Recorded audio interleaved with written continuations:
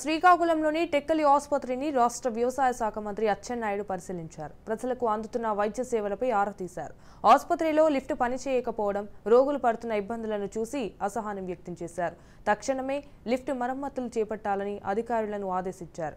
టెక్కలి జిల్లా ఆసుపత్రి వెనుక భాగంలో మార్చురీ నిర్మాణంతో పాటు బయోవేస్టేజ్ కేంద్రం ఏర్పాటు చేసేందుకు స్థలం పరిశీలించారు. టెక్కలి రహదారులపై తిరిగి గోవులకు గోశాల నిర్మించేందుకు స్థలాన్ని పరిశీలించారు.